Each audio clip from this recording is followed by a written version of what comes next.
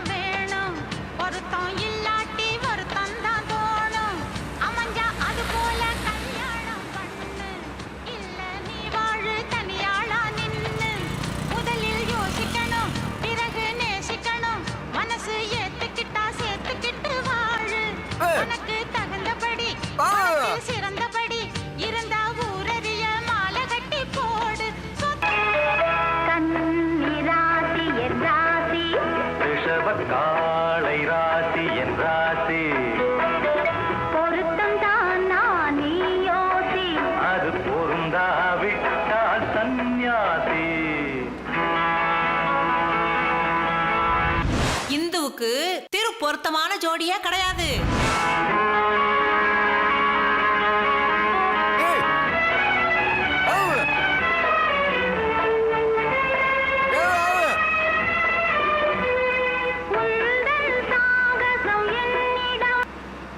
ஏங்க ஏன் ஒரு மாதிரியா இருக்கீங்க?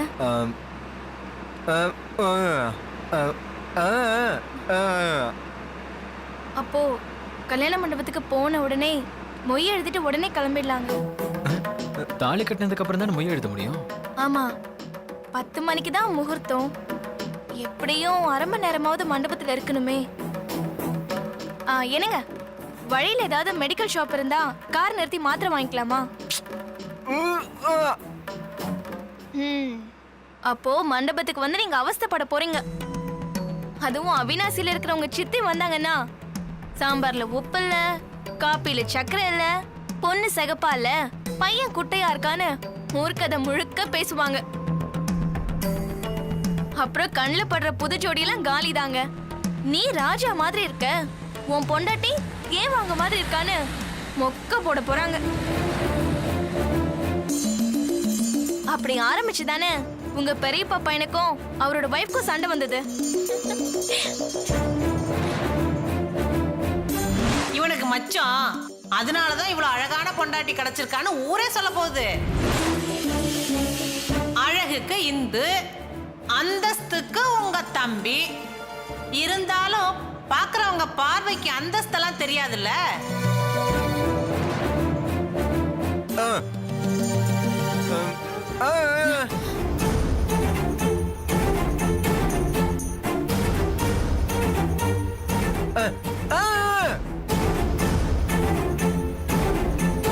ஏங்க நிறுத்த சொல்றீங்க? என்னாச்சு?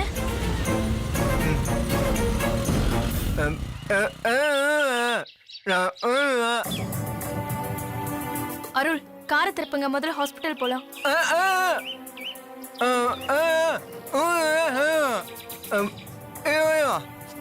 புரியலங்க.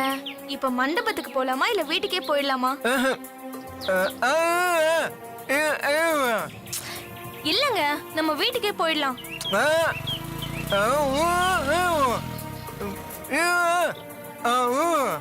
ஏங்க சொன்ன கேளுங்க. ஏங்க நில்லுங்க. என்னங்க எங்க எங்க போறீங்க? சொன்னா கேளுங்க, கல்யாணத்துக்கு போயிட்டு போலாங்க. என்னங்க ஏங்க என்ன தம்பி? ஏங்க இருங்க, வீட்டுக்கே போயிடலாம். ஏங்க போகாதீங்க.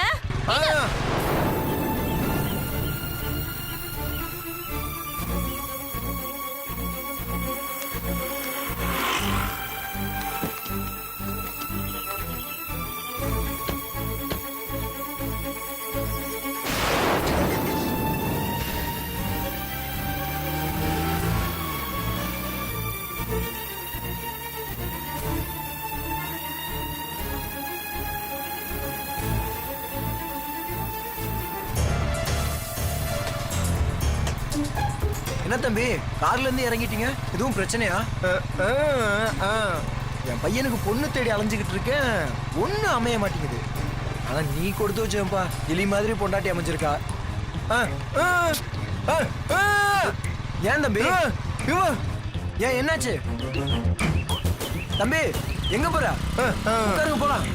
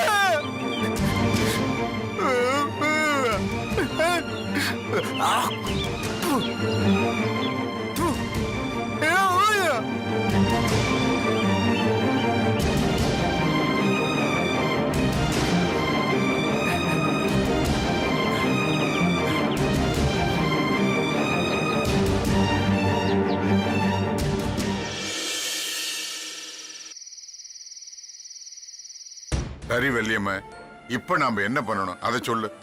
இன்னும் எனக்கு லட்சுமி மேல நம்பிக்கை இருக்குங்க. இப்ப அவளை திட்டிட்டு நான் புலம்புறேன் பாருங்க. அதே போல அவளும் நம்மள திட்டினதை நினைச்சு புலம்பிட்டு தாங்க இருப்பா. ஓஹோ, அப்படின்னா அவளே வந்து பேச வேண்டியதானே? தேனு, இது ஒரு பெரிய சண்டையா மனசுல வச்சுக்காதம்மா. இது நம்ம குடும்பத்து மேல பட்ட திருஷ்டி. அதனால இதை யாருமே பெருசுப்படுத்தாதீங்க. நம்ம லட்சுமி தானே, அவகிட்ட நானே போய் பேசுறேன். அத்தை,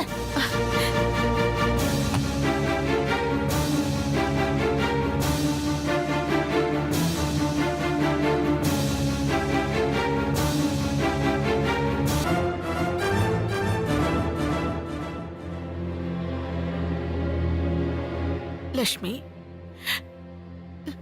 என் மனசு கேட்கலம்மா.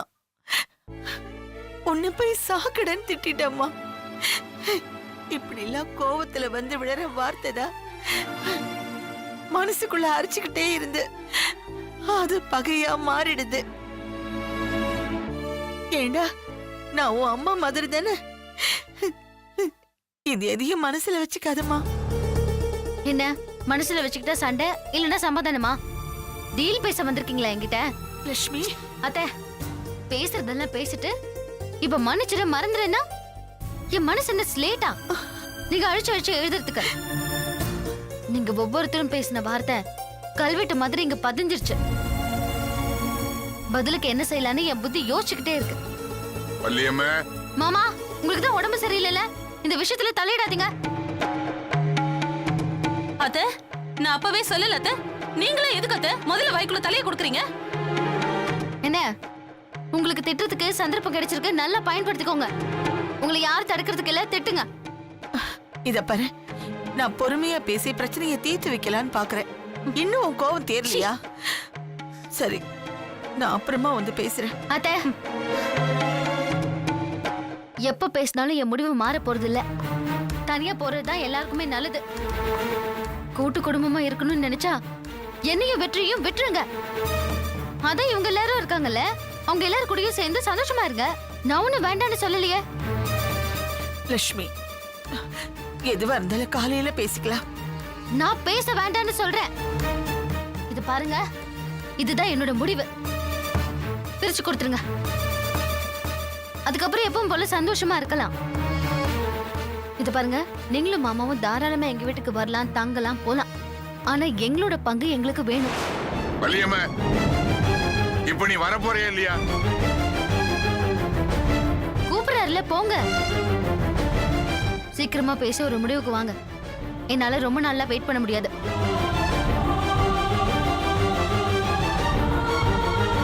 உங்களுக்கு நான் போங்க.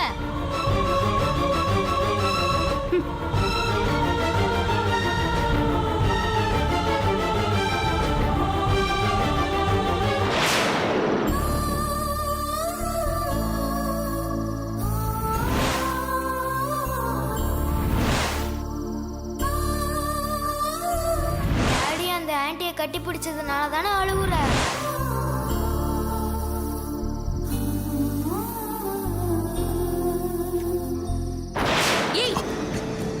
சத்தம் போடாத, கத்தாத. உங்ககிட்ட கொஞ்சம் பேசணும். ஜெனி, நீ எதுக்காக இந்த வீட்டுக்கு வந்திருக்கன்னு தெரியல. ஆனா இது ஆபத்தான விளையாட்டு. யாருக்கு? நம்ம 2 பேருக்கும் தான். லட்சுவை பத்தி உனக்கு தெரியாது. பெரிய கோவக்காரி. அவ என்ன நம்புறா. உண்மை தெரிஞ்சா என்ன நடக்கும்னு என்னால யோசிக்க கூட முடியல. உன் பொண்டாட்டி கிட்ட இருக்க பயம் என்கிட்ட இல்லல. நியாயமா பார்த்தா நான் தான் உனக்கு முதல் பொண்டாட்டி. நியாயம் பேசுற நேரமா இது? இத்தனை வருஷமா எங்கடி போயிருந்த? இப்ப திடீர்னு வந்து என் உயிர் எடுக்கிற. சிங்கப்பூர்ல நீ இருந்த தடத்தை மொத்தமா அழிச்சிட்டு வந்துட்ட. தேடி தேடி உன்னை கண்டுபிடிக்கிறதுக்குள்ள வருஷமே போயிடுச்சு. ஆனா எதையுமே இல்லைன்னு நீ மறைக்க முடியாது. எல்லாத்துக்கும் என்கிட்ட ஆதாரம் இருக்கு. ஜெனி, நான் இப்போ உன் கூட சண்டை போட வரல. நான் மட்டும் என்ன சண்டை போடவா வந்தேன்? உன் கூட வாழணும் தானே வந்தேன். இங்க பாரு ஜெனி, நானும் லட்சியம் சந்தோஷமா வாழ்ந்துட்டு இருக்கோம். இப்படி திடீர்னு வந்து நின்னா எப்படி? மனசாச்சோட பேசுங்க. நான் தனியாளா இருந்தா தாராளமா போயிடுவேன். வசந்த் எங்க போவான்? அனாதைய தெருவுல நிறுத்திட்டு போடுமா? இந்த வயசுல பெத்த அப்பனே அக்கல்னு சொல்லி நடிக்கிறான். எனக்கு புரியுது. நான் உங்களை அனாதையை விட்டுற மாட்டேன் ஜெனி. கொஞ்சம் யோசிச்சு பாருங்க. அவன் மனசுல எவ்வளவு வலியும் வேதனையும் இருக்கும். அவனுக்கு அவன் அப்பா வேணும். அத நீங்க உங்க வாயால சொல்ற வரைக்கும் நான் இங்க இருந்து போக மாட்டேன். ஜெனி, எதுவா இருந்தாலும் பேசி தீர்த்துக்கலாம். நீ முதல்ல எதுக்காக இங்க வந்த? ஃப்ரெண்டோட கெஸ்ட் ஹவுஸ்ல தானே தங்க வைக்கிறேன்னு. ப்ளீஸ் அங்கேயே போயிரு. ஐம் சாரி, என்னால இந்த வீட்டை விட்டு போக முடியாது. இப்ப நீங்க இந்த இடத்த விட்டு போறீங்களா இல்ல என் ட்ரெஸ் கிழிச்சிட்டு எனக்கு எடுக்க வந்தீங்கன்னு சத்தம் போடுறீங்களா? ஜெனிஃபர், நான் இந்த வீட்ல அமைதியா இருந்து என் உரிமைக்காக போராடிட்டு இருக்கேன். நான் நினைச்ச வந்த அன்னைக்கு நான் தேடி வந்த ஆள் யாருன்னு லட்சு கிட்ட சொல்லிருக்க முடியும். என்ன தப்பு தப்பா யோசிக்க வைக்காம போய் படுங்க. ஜெனி, நீ எந்த நோக்கத்தோட வந்தியோ அது நடக்காது. கடைசியா என் பணம் தான் உனக்கு கிடைக்கும்.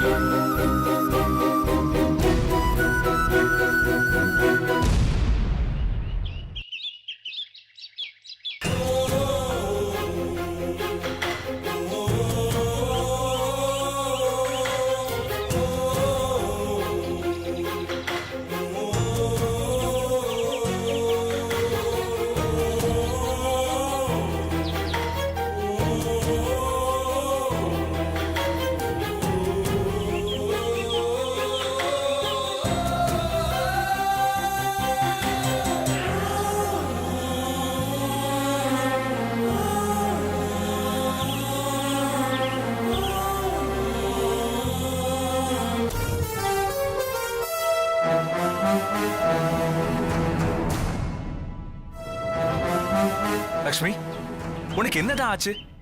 ஏன்டி இப்படி எல்லார் உயிரும் எடுக்கிற? எனக்கும் இதே கேள்விதாங்க தோணுது. உங்க எல்லாருக்கும் என்னதான் ஆச்சு? ஒருத்தருக்கு கூட சரியா காது கேட்காதா? பா, மாத்தி மாத்தி அதே கேள்வியே கேக்குறீங்க. எல்லாரும் இருக்கும்போது தானே சொன்னேன். அத்தை மாமாக்கு அப்புறம் இது எனக்கு இது உனக்குன்னு அடிச்சிட்டு இருக்கிறதுக்கு பதிலா நீட்டா 4 பசங்களுக்கும் பிரிச்சு கொடுங்கன்னு கேட்டேன். இது ஒரு தப்பா? ஓங்கி அரையணும் போல இருக்கு. அதான் ஏற்கனவே அடிச்சிட்டீங்கல்ல. இப்ப என்ன மறுபடியும் அடிக்கணும்னு ஆசையா இருக்கா? அடிங்க அடிங்க. ஆனா என் முடிவுல எந்த மாற்றமும் இல்ல. சரி, சொத்து பிரச்சனை அப்புறம் பேசிக்கலாம். முதல்ல நீ நடந்ததுக்கு அம்மா கிட்ட வந்து மன்னிப்பு கேளு. வா. நான் எதுக்கு மன்னிப்பு கேட்கணும்? நான் என்ன தப்பு பண்ணேன்? நான் உன்கிட்ட ரொம்ப பொறுமையா பேசிக்கிட்டு இருக்கேன். இதே பொறுமை எப்பவும் இருக்காது.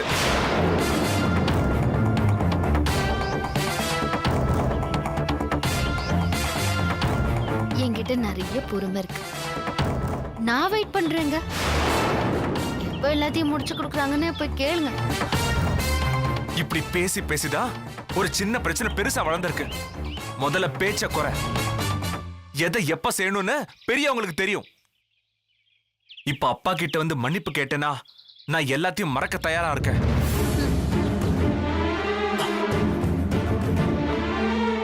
நான் எதுக்கு மன்னிப்பு கேட்கணும்? நான் பேசினதை நீங்க எதுக்கு மறக்கணும்? நான் இப்படி பேசுறதுக்கு நீங்க தான் சந்தோஷப்படணும். உங்க அப்பா முன்னாடி போய் என்னோட பங்கு பிரிச்சு கொடுங்கன்னு உங்களால தைரியமா கேட்க முடியுமா? உங்க பொண்டாட்டியா அந்த கஷ்டத்தை உங்களுக்கு கொடுக்காம எல்லாத்தையும் சுலபமா முடிச்சிட்டான்ல. இதே கோவமா இருக்கிற மாதிரி மெயின்டைன் பண்ணி எப்படியாவது சுலபமா பேசி சொத்தை போய் வாங்கிடுவாங்க. சந்தோஷமா இருக்கலாங்க. என்ன உனக்கு எத்தனை தடவை சொன்னாலும் புத்தி வராதா? இத பாரு, நீ தலை கீழ நின்னாலும் நீ நினைக்கிறது நடக்காத. இப்படியே பண்ணிக்கிட்டு இருந்த நான் கொலைகாரனை கூட மாற வாய்ப்பு இருக்கு. எது நடக்கணும்னு நீயே முடிவு பண்ணிக்க. வாங்க. நீங்க இவளுக்கு தாய்மாமன் தானே? புத்தி சொல்லுங்க. இந்த குடும்பத்துக்கு வாழ வந்தவ எல்லாத்தையும் கூறு போட நினைக்கிறான். எப்படி வாழணும்னு புத்தி சொல்லுங்க. லட்சுமி, ஒரு காலத்துல நான் எப்படி இருந்தேனோ அது மாதிரியே நீ இப்ப இருக்கியம்மா. இந்த வீட்டை பிரிக்கணும்னு நினைக்கிறியம்மா? அப்படி நினைக்கலாமாமா?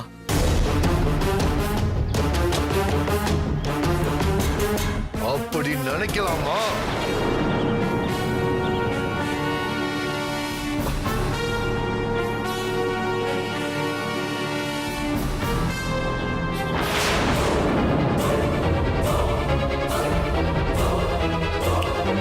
அப்படி நினைக்கலாமா?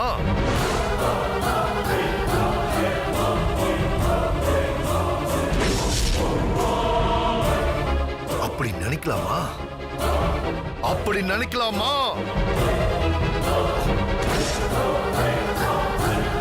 சொல்லு, அப்படி நினைக்கலாமா? இந்த குடும்பத்து குத்து விளக்கு கூரிய பிச்சுக்கிட்டு குதிச்ச மகாலட்சுமி, மத்தவங்களுக்காக வாழற மகா ஆத்மா எல்லாமே நீதானே. நீயே அப்படி நினைக்கலாமா? என்னால முடியாது. என்ன பண்ண முடியுமோ பண்ணுப்போ. இத பாரு, என் கையில மாட்டி இருக்கிறது உன்னோட கழுத்து இல்ல, இந்த குடும்பத்தோட உச்சி முடி. இத பிடிச்சு நான் ஆட்ட ஆட்ட மொத்த குடும்பமும் ஆடும்.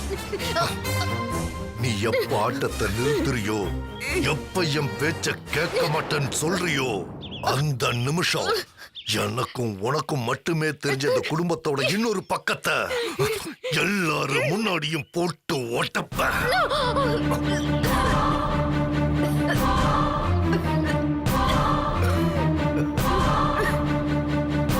அது தெரிஞ்சா இங்க குறைஞ்சது 2 சாவாச்சும் விழும். இந்த குடும்பத்தை தாங்கி பிடிக்கிற தூணுங்க எல்லாம் இருந்த இடம் தெரியாம தூள் தூளாயிடும். நான் அதை செய்யணுமா வேணாமாங்கிறது உன் கையில தான் இருக்கு. உனக்கு என்ன வேணுமோ நான் ஹெல்ப் பண்றேன். என்ன நிம்மதியா இருக்க விட ப்ளீஸ். இந்த பணிவு, இந்த பணிவு நான் முதல் தடவை போன் பண்ணும்போது இல்ல. என் மேல நம்பிக்கை இல்லாம தானே டிஎன்ஏ டெஸ்ட் எடுத்த. ரிசல்ட் வர்றதுக்கு 3 நாள் ஆச்சு. அது வரைக்கும் எனக்கு பதில் சொல்லாம தானே இருந்த. இப்ப என்னடானா என்ன வேணாலும் கேளுன்னு இப்படி பம்மற. கேக்குறேன். எனக்கு வேண்டியது இந்த குடும்பத்தோட நிம்மதியை கெடுக்கிறது தான். அதத்தான் இப்ப தவணை முறையில ஒவ்வொன்ன வச்சு நான் செஞ்சுக்கிட்டு இருக்கேன்.